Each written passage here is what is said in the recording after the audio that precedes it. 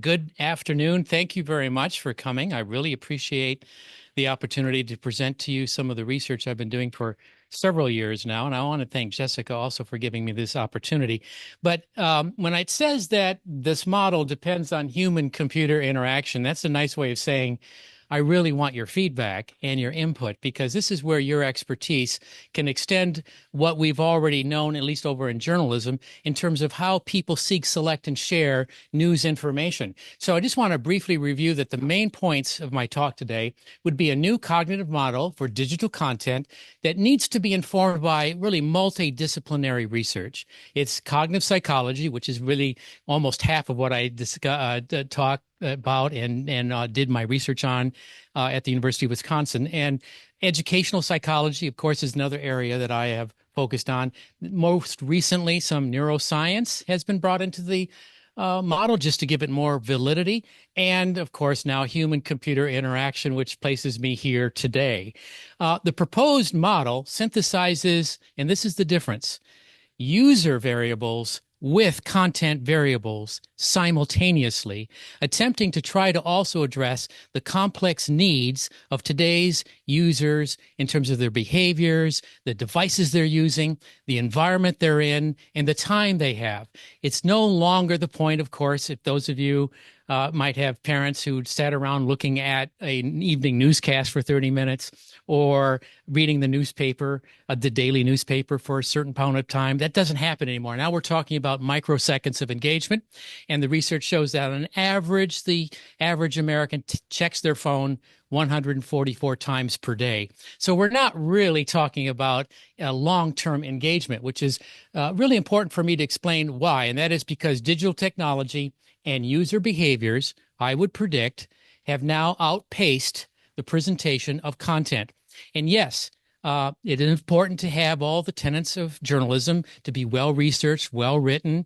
It could be Pulitzer Prize-winning content, but it doesn't make any effect if no one will engage with it or read beyond the headline. So that's my objective. To give you a background of where we're at in terms of engagement, there was an analysis of more than 45,000 page views. This is by the Nielsen Norman Group. And they found that 10,000 approximately page views, 17%, lasted less than 4 seconds. There's something there that is telling me we need to look at the way we're presenting content. And this really means that in such brief visits, users clearly bounce right out of the picture. About 2,600 of the page views, 4%, lasted more than 10 minutes. Now, this researcher says, well, users almost certainly left the browser open while doing something else. Maybe so. I'm not so sure I agree with that. I'd like to see the empirical data. And of course, it's very difficult, if not impossible, to collect because we don't know exactly what people are doing when they're viewing the content. But 1,500 page views, about 3%, had fewer than 20 words on them. So now I'm also really perplexed, like, okay, even if I give you a short amount of information, what is keeping you from remaining engaged? And so it says here that such pages are probably server errors or disrupted downloads. Again, I think that's an assumption. So I'm really into the data. Duration of the average visit in seconds, definitely, as you can see by the line, correlates with the number of words. The more words, obviously, the longer a person's going to engage. However, this is still a little deceiving because if you were to now graph the maximum percent of words that users could actually read at a 250 word per minute, you'll see that, well, there's a rapidly declining curve. And on the average, users read half of the information only on those pages with 111 words or less. This is not good news for journalists, of course. And so the question is, without trying to sacrifice good reporting and good information as opposed to misinformation, how can we engage more people with a variety of presentations? That's where interface comes in. That's why I'm here, because I'll show you where the model has taken me in terms of the interface. And I'd be really interested in knowing what you think. So my research question is, have the ways digital content is produced kept up with the ways we seek, select, and share it? And if you reflect back to the first online newspaper, I think we can provide the answer. How much has technology changed since that first day? And so here's my question, and use your hands to vote for this. In what year was the pilot to transform a printed newspaper into a digital one? Was it 1971, 81, or 91? The pilot to transform that first printed newspaper into digital? Who would say 1971? Okay, got about 4. 1981. A little bit more, got 5 or 6. 1991. Okay, so it's kind of a good variance there. Well, sitting down to your morning coffee, turning on your home computer to read the day's newspaper. Well, it's not as far-fetched as it may seem. 17 stories up in his fashionable North Beach apartment, Richard Howard is calling a local number that will connect him with a computer in Columbus, Ohio. Meanwhile, across town, in this less than fashionable cubbyhole of the San Francisco Examiner, these editors are programming today's copy of the paper into that same Ohio computer. When the telephone connection between these two terminals is made, the newest form of electronic journalism lights up Mr. Halloran's television with just about everything the Examiner prints in its regular edition. That is, with the exception of pictures, ads, and the comics. We're trying to figure out what it's going to mean to us as editors and reporters and what it means to the home user. And we're not in it to make money. With this system, we have the option not only of seeing the newspaper on the screen, but also optionally we can copy it. So anything we're interested in, we could go back in again and copy it onto paper and save it. Engineers now predict the day will come when we get all our newspapers and magazines by home computer, but that's a few years on. Well, it takes over 2 hours to receive the entire text of the newspaper over the phone, and with an hourly use charge of $5, the new telepaper won't be much competition for the 20-cent street edition. yeah, how many people would sit around for 2 hours waiting for that newspaper to download? It mainly shows, again, especially when I'm looking at the actual the edition that came out in July of 1981, what it looks like, that we have definitely come a long way electronically. And this was the day, November 7th, where it was actually offered to the general public, along with a couple of newspapers in the UK. This is today's San Francisco Chronicle. So if you compare since 81, you would see, other than perhaps a little bit more color, there still is a layout of that paper. And then if you go to their website, and this is today's page, yes, it is a little bit more brain-friendly. But at the same time, we're still seeing that packaging of a photo and text, and hopefully that person having the time, interest, and environment to click and to read.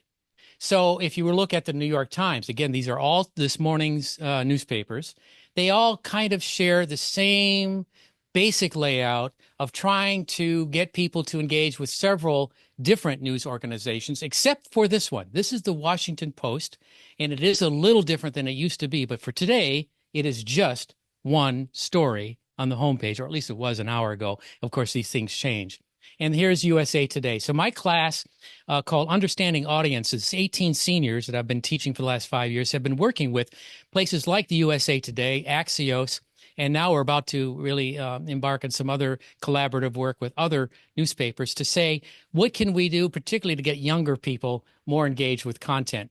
I want to show you a couple more slides. In terms of engagement, if you were to rank engagement across the world and where does the U.S. fit in, you would see it's not, of course, the highest in engagement. The Middle East is. Now, arguably, it's probably why we have so much news in the Middle East that is now generating so much interest. So this is obviously skewed in terms of what the current news events are. But the point is, even whether you range the time of Central Asia up to Middle East, it's not going to exceed the average of 38 seconds for average engaged time. Now, here's social media.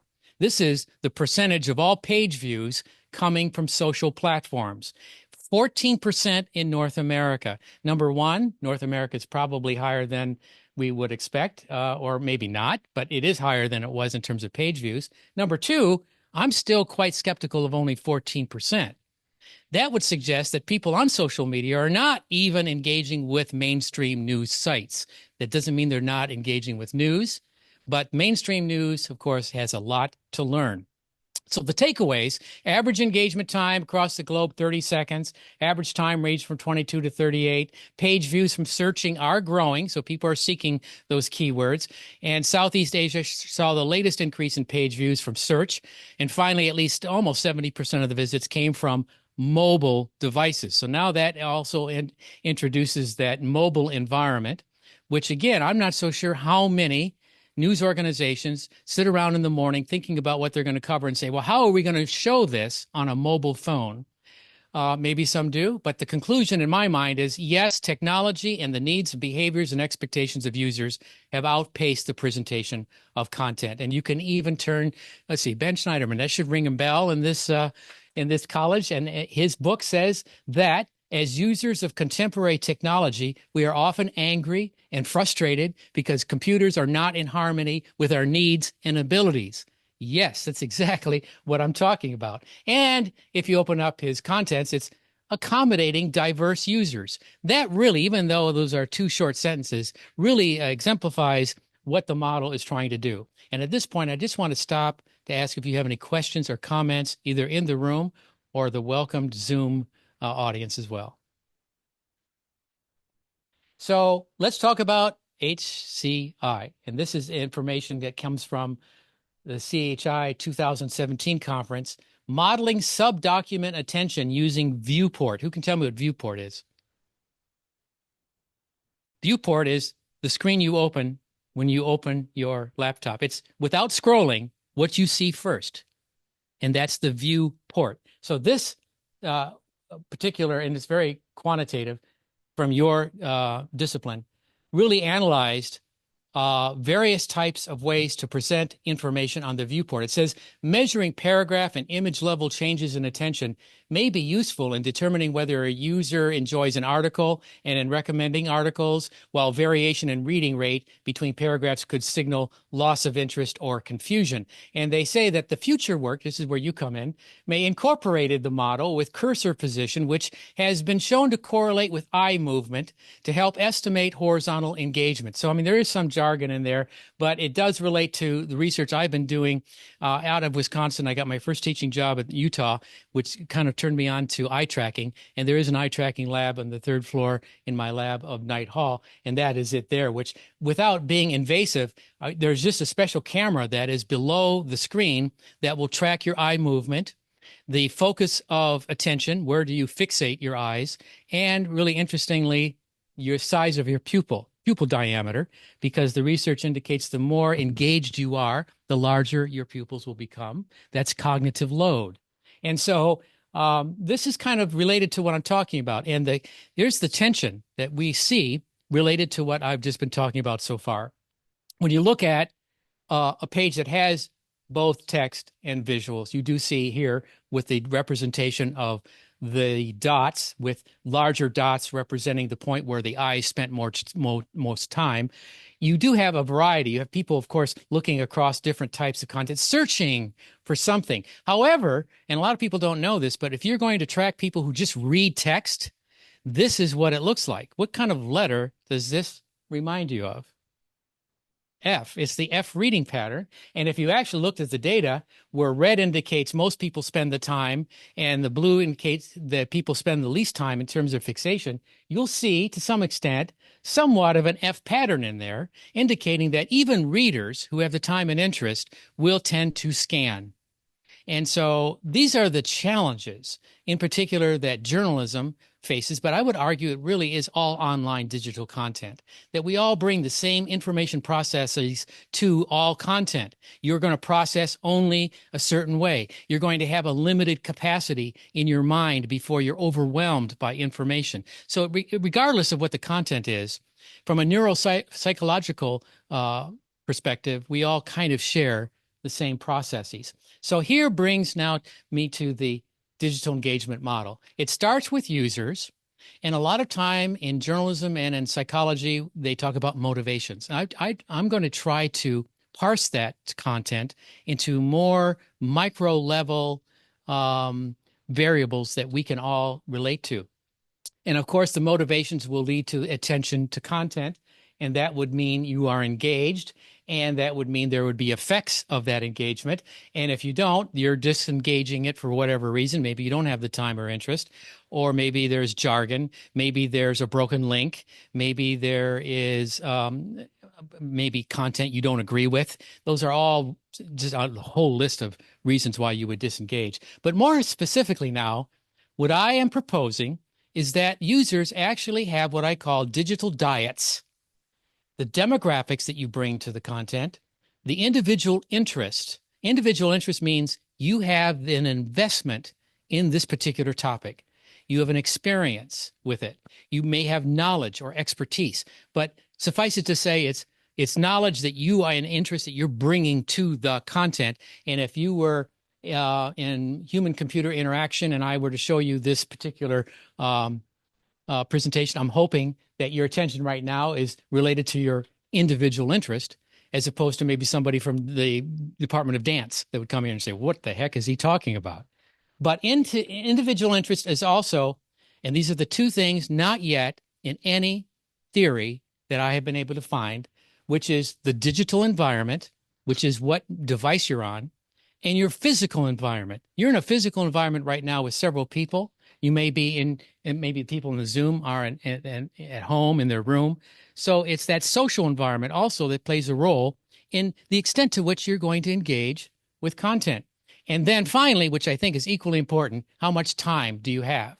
And why do I think that's important? Because you may be interested in content and you're on your phone, but you don't have time to consume it. Oh, the bus has just arrived. The plane is about to arrive. The class is about to start. So there again is something I'm saying, okay, in journalism, we need to know how to present content that will also accommodate users, diverse users with differences in time. And then finally, of course, the source. That's a no-brainer. But you can see that spells out diets. In terms of motivation, I would say that very abstract term in psychology is really, in my opinion, going to be able to be broken down into three different types of motivations. Either you're going to avoid something. I don't like this. I don't have time for it. I have a better thing to attend to than this content. Or you'll be seeking information, and that's your selective exposure to actually pursue something you just Googled, for instance. And then there's your scanning. This is where on TikTok, you're going to be incidentally exposed to content that you did not expect. But right there, you can see how I am, and this is all submitted to several journal articles that I'm hoping to publish very soon, which is that it's going to now add those variables that are going to be determined by whether or not you're seeking specific information or you're just browsing, I'm having fun, this is TikTok video, that's cool, and you're incidentally exposed to it. Does that make sense? So attention. Now here's where I would like to point out that I call this spice content. These are the variables in spice content that have been shown in psychology to significantly increase your attention to content, even if you may not be interested in it. And that's the key. But at this point, I just want to differentiate something. Your individual interest is something you bring to the content, and it's something that motivates you to seek information. But incidental exposure means situational interest has to be generated by the content. You may not at all be interested. It's how the content is presented. So, my first career in television was science reporting. And I was just telling Jessica this, no one really believes it, but in 1981, I did a 5-part series on something that was just released by the EPA called Greenhouse Effect. That was well before Al Gore's film. It was well before some people said that climate change was a hoax, but it did motivate me to say that, people need to learn about this, even though they may not be interested in it. How can I present the content with situational interest? So I want you to make sure that you understand that differentiation. But in terms of spice content, and I won't spend a lot of time, but I argue that if it's scannable, personalized, interactive, raises curiosity, and that doesn't mean clickbait headlines. It means once I click on the headline or the title, whatever content you're presenting, that it will hold my curiosity by just the way you are presenting certain facts. It might even be a question in that news story that's going to be asking the audience a question. But it's curiosity that continues to be generated, not this inverted pyramid full page of text that a person with limited time and interest will not probably consume because they can't. Even though they may be interested, they may not have the time. And finally, probably the most powerful of the spice variables is emotion.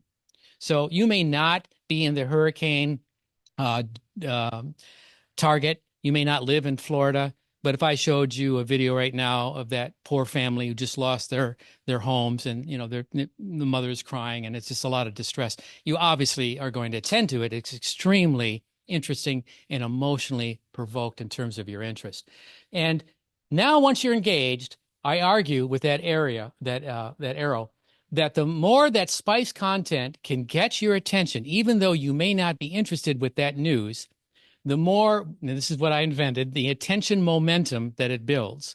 Attention momentum, to be very easily understood by you, is on TikTok, short videos, continuous scrolling. Oh my God, I can't believe I spent 3 hours. That's attention momentum. That's content that you did not really expect. You didn't really seek it. You're just on social media, primarily for entertainment purposes. But the reason why it really retains your attention is because it's easy to consume, and it does provide all the other things that you're looking for. So I'm going to show you a couple things. One is, here's a typical news story. It actually was produced by one of our students. I'll call that the original. This is the same story, the same content presented in a different interface. I call it the Smart Story Suite. Now, if I were to open this up and show you, again, as you would expect, now there's one good thing about this, and that there is an interactive graphic in it, but text to start.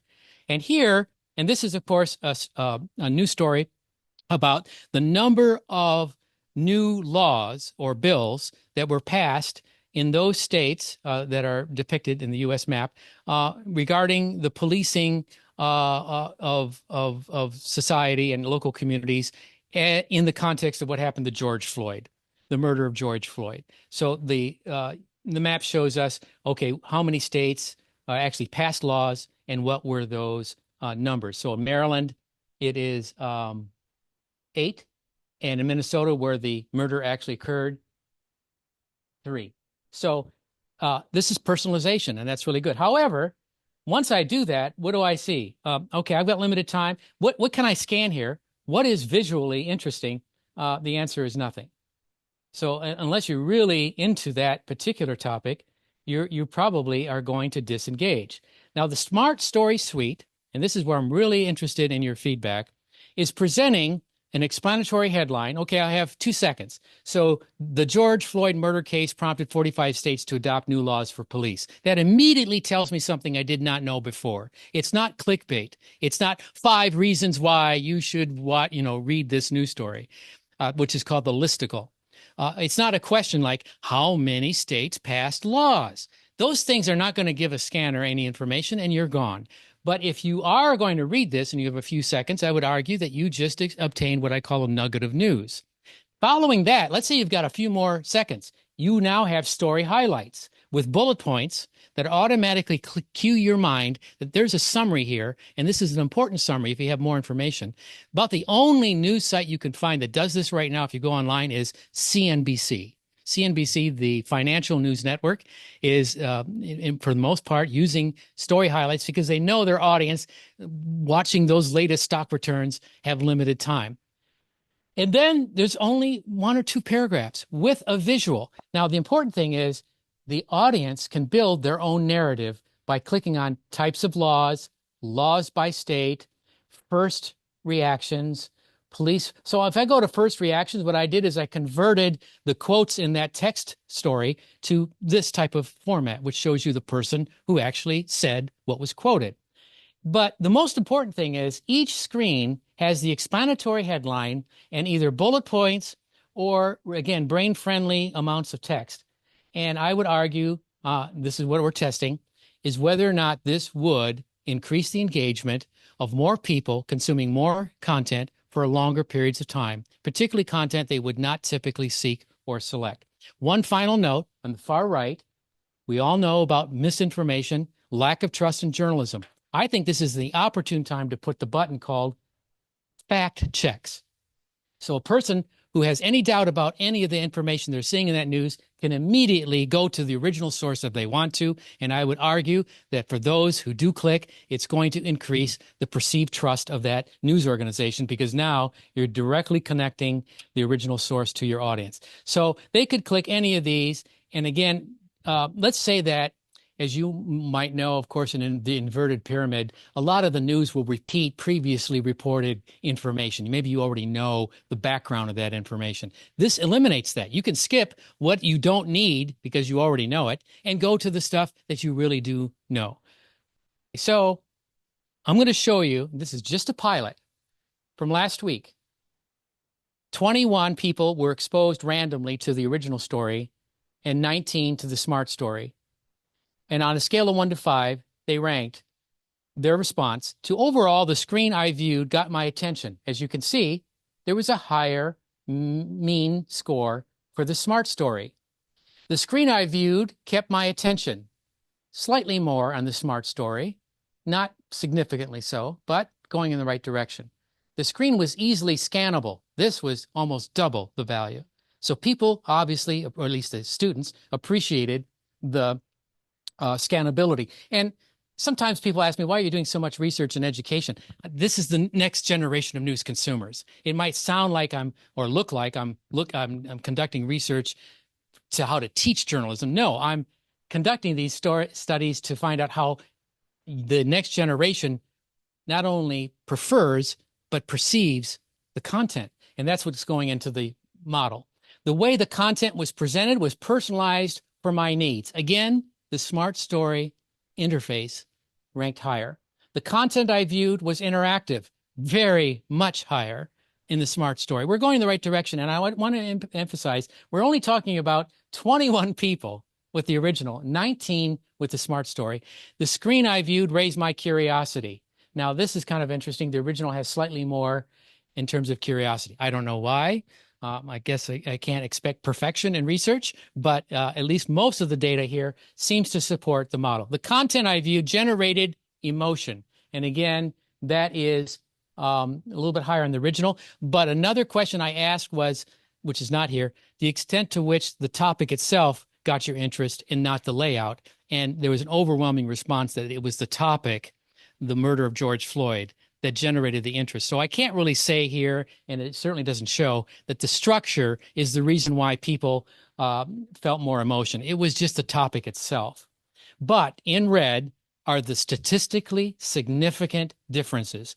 The screen was easily scannable, and the content I viewed was interactive. I never expected significance with this small sample.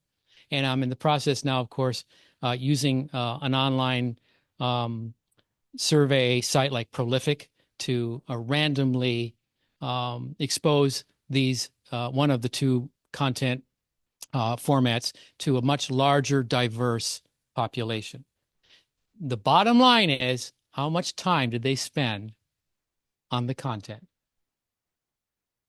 34 seconds on the original, 80 seconds on the smart story. This would have audience development teams in the newsroom doing victory laps, because this is what the bottom line is: to retain the attention that is initially generated by even clickbait.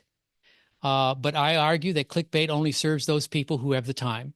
And so explanatory headlines that's just one of, there are more than 20 different things that I'm suggesting in the publication of the model that would be practically applied.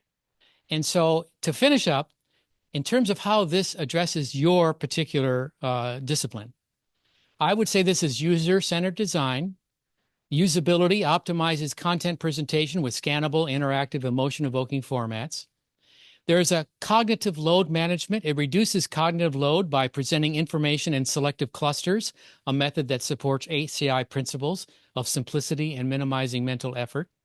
It generates what I invented in terms of attention momentum, encourages sustained attention through the structured content. It personalizes it because it allows the user not only to really call on their own demographics, their interest and environment, to select the content that they wish to consume or what meets their needs. And the accessibility aims to make content accessible across devices and user abilities, supporting HCI's inclusive design and broad accessibility objectives. The final screen are the questions for you. This is still what I need, and I'm open to anything to come. I mean, I realize you're here just to eat pizza, enjoy the Halloween candy, and to probably be overwhelmed by much more information than you expected from me in just a few moments. But I do think that I can still hopefully obtain some helpful guidance of any ideas you might have. And to welcome your collaboration, by the way, if you would like to do more research in the future. Advanced usability testing techniques. I don't have knowledge of advanced techniques and would really like to see what needs to be done to accommodate that. Incorporating adaptive and AI-driven interfaces. Now, AI, of course, a lot of people are going to mention two things to me. They have, and I have a response. In terms of AI, we all know that if I'm a news reporter and I need something quickly written in text, AI is the place to go. It's going to generate what I need right now, but in text. It's not going to present the interface that you just saw with emotionally engaging content because AI has no emotion. But it's not going to really, at the moment, maybe it can learn, I don't know, but it's going to take some time to really get to that sophisticated complexity that is going to engage more people than just the population interested in the text. Yes, it can write the text, okay? So that is one of the responses in terms of that. And so emotion in particular and multimedia is what I think AI is still being challenged with. And also, for those who are talking about algorithms, I would argue that it's not, this model really has nothing to do with the fact that you are going to have personalized information fed to you because of an algorithm. It's once you get the content, what is going to get your attention and keep your attention once you begin to attend to it. So whether it's developed by a newsroom or shared with you by a friend on social media, fed to you by an algorithm, it's still content. And I would argue that even if you were to say, okay, I'm going to have bullet points here and short paragraphs, that to a scanner, a page of text is still a page of text. And that when you look at text, you have to make that decision. I either have time to read this or not. And then there's advanced accessibility standards. Again, that's something I'm very impressed with in terms of this college, of being able to attune to accessibility needs and to find out how that could be incorporated into the interface. Behavioral and predictive analytics. Working with HCI specialists in behavioral analytics could provide more nuanced data on user and actions, allowing the model to predict and respond proactively to engagement trends. And finally, effective computing emotional UX. Collaborating with experts in effective computing could deepen understanding of how to elicit and measure emotional engagement, refining content to better resonate on an emotional level. This all kind of boils down, in this case, to just guidance for the newsroom. You won't find any of these things, obviously, in a journalism textbook. You won't find this information pretty much highly discussed in most newsrooms. They don't have time.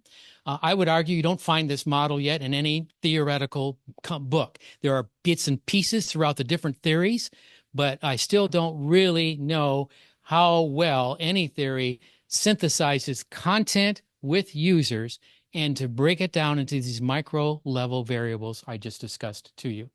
So with that, I want you to provide to me some answers to those questions, and then I'll ask for questions.